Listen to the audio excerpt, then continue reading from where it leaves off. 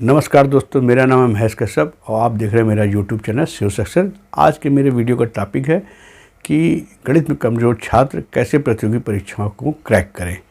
दोस्तों, बहुत से बच्चे ऐसे होते हैं जिनकी गणित कमज़ोर होती है, उनको बेसिक मैथ नहीं आती है और वो सरकारी नौकरी पाना चाहते हैं, लेकिन उनके साथ सबसे बड़ी समस्या यह है कि अदर सब्जेक्ट तो तैयार कर लेते हैं, जीएस तैयार कर लेते हैं, रीजनिंग तैयार कर लेते हैं, इवन इंग्लिश भी तैयार कर लेते हैं या हिंदी तैयार कर लेते हैं, लेकिन गणित कमज़ोर है और गणित के लिए बेचारे वो परीक्षा में आधे अधूरी तैयारी से जाते हैं और वहाँ पर तुक्का लगाते हैं, या तो बी भर के चले जाते हैं ऑप्शन, या फिर सी ऑप्शन भर के चले जाते हैं और पूरी कराई मेहनत उनकी बेकार हो जाती है केवल गणित तैयार ना होने की वजह से।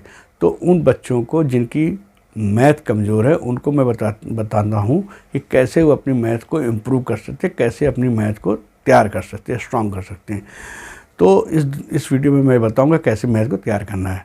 तो उसके लिए दोस्तों कुछ नहीं करना है, आपको सिंपल सा पहले बताऊंगा कि पहले तो वो अपना बेसिक चीज़ें तैयार करें। पहले जोड़, घटाना, गुणा और भाग, इस पर कमांड करें, क्योंकि बहुत से बच्चों को गुणा नहीं समझ में आता है, भाग नहीं करना आता, जहाँ दशमलव के सवाल आते हैं वहाँ वो हड़बड़ा जाते हैं कैसे करें। तो ये बेसिक चीज़ें हैं, जोड़, गुणा, घटाना, भाग, इनको अच्छे से आना चाहिए। इवन जोड़ भी लोग करने में कन्फ्यूज रहते हैं, यहाँ जीरो आ जाता है, वहाँ पे भी कन्फ्यूज हो जाते हैं कि कैसे करें। तो ये आपको अच्छे से इसको सीख लेना है। दूसरा आपको करना है 25 तक पहाड़े हर हाल में रटे होने चाहिए। अगर आपसे पूछा जाए कि 19 सत्ते कितना होता है तो 19 सत्ते 133 एक बार में आना चाहिए, 25 अट्ठे 200 एक बार में आना चाहिए। ये इसमें कोई कन्फ्यूज़न नहीं होना चाहिए कि आपको सोचना पड़े। 25 तक पहाड़े रटे होने चाहिए, 10 तक वर्गमूल, 10 तक घनमूल, घन और वर्ग ये भी याद होने चाहिए, हो सके तो ज़्यादा याद कर लें। इसके बाद आते हैं पढ़ना कैसे। तो मैं इसके लिए बताता हूँ, रिकमेंड करता हूँ आर.एस. अग्रवाल की वस्तुनिष्ठ अंकगणित, आप उससे पढ़िए। उसमें एक एक क्वेश्चन को एग्जाम्पल से बताया गया है और उसके पीछे व्याख्या भी दी गई है। तो बहुत से बच्चे आर.एस. अग्रवाल से ही पढ़ना पसंद करते हैं, लेकिन बहुत से बच्चों को आर.एस. अग्रवाल समझ में नहीं आती है।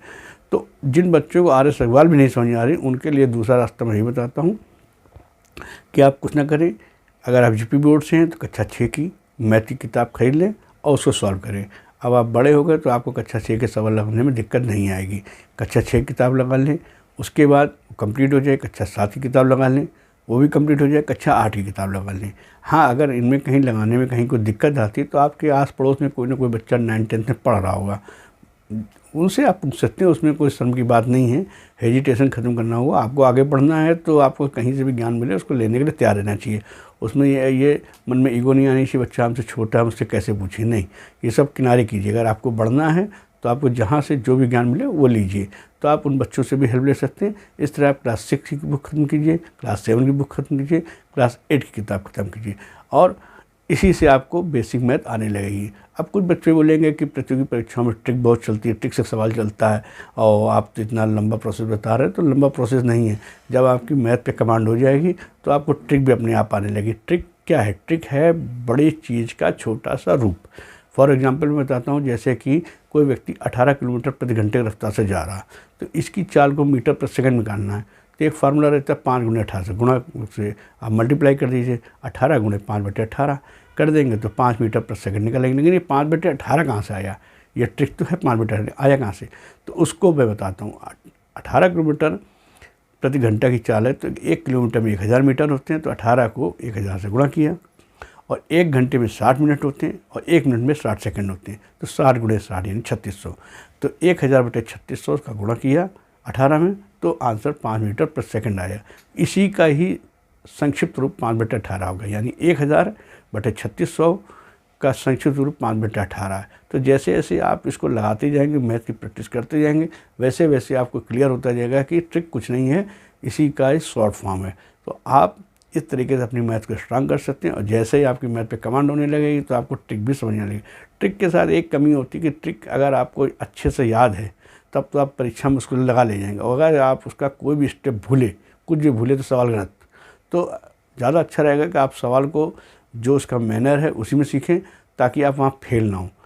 10 सवाल में 8 आपने किए लेकिन सही होने चाहिए। अब ट्रिक में आपने लगाए और 2-3 गड़बड़ हो गए तो सब बेकार हो गई मेहनत। इसलिए आप अच्छा होगा कि पूरी तरह मैथ्स को सीखें और उसी से तैयारी करें। उम्मीद करता हूँ आपको मेरा वीडियो पसंद आया होगा। अगर आपको मेरा वीडियो पसंद आया तो इसे लाइक करें, दोस्तों में शेयर करें और कमेंट करके ज़रूर बताएं कि आपको इससे क्या हेल्प मिली। और भी आपके मन में कोई शंका हो, कोई क्वेश्चन हो तो ज़रूर बताइएगा। Thank you very much.